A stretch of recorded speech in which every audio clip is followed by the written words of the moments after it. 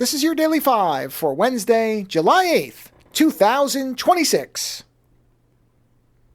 Even if you do not play video games and don't care about video games at all, you likely have seen, read, or heard something about the fact that Sony is planning to discontinue physical disc versions of their games starting in 2028.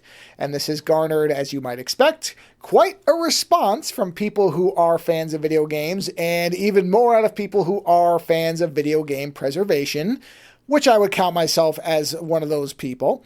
And it really has become... I saw one poll that Digital Foundry did where something like 60% of the people who responded to that poll said that the PS5 would be their last console. Now, of course, it's easy to say something in a poll. Will those people actually stick to that when the time comes and a new PS6 comes out? We'll have to see. That remains to be verified if that response actually bears out to actual sales numbers. But I'll tell you, I have been thinking about that myself lately before all this on whether I really felt like I needed to get another game console after the PS5. And this certainly doesn't go any way towards making me think I need to, because I've already talked many times about the fact that I don't even know that there's much of a real tangible difference between a PS4 and a PS5 to me. I mean, I know that you can technically demonstrate that there is. There are literal things different about it. I'm not making that claim that they're literally indivisible. Certainly, the PS5 is quieter than the PS4. But as far as technical gains, the ones that are there don't really matter to me. As far as whether the games are really better on this generation than the one before, highly debatable, unless you are going purely by graphical improvements. But I think what's actually more relevant about this story to most people is it is yet another step along the path of you will never own anything. This relates back to the late night that I did with Paul Thurrott just on Monday, where we didn't talk about this specifically, because obviously this news hadn't come out, but it is related to some of the things we were talking about in terms of, do you just want to subscribe to everything?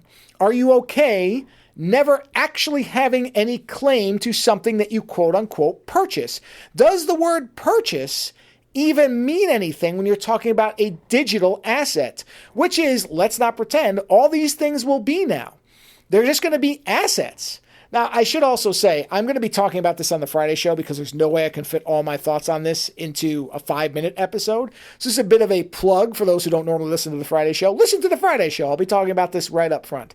But I do think that people who don't play video games should be concerned about this, because it isn't just about video games. This is about more than that. And the reality that what all these companies want is for you to never have a permanent claim on anything, either because they don't want to pay for perpetual licensing for something. They themselves, ironically, are renting an asset from somebody else who may jack the price up, and they just decide they don't want to pay it, which means you didn't actually ever buy it.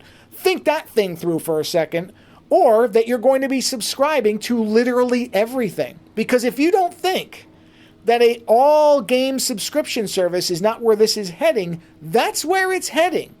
And I think unless there is a real, concerted, again, backing up that poll number, people actually doing what they say, if there is not a verifiable, real, tangible response to some of this stuff, then it's never going to end.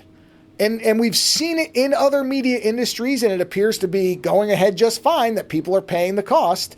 Although, with the way the economic situation seems to be going in the world, I don't know that that's not going to change at some point. I'm not saying it's going to, but it certainly seems more feasible now than it did even a few years ago that people will stop supporting all these subscription and rental schemes out of necessity as opposed to actual, idealism. They may literally just not be able to pay for it anymore. There are people canceling subscriptions left and right because they literally just don't have the money for it.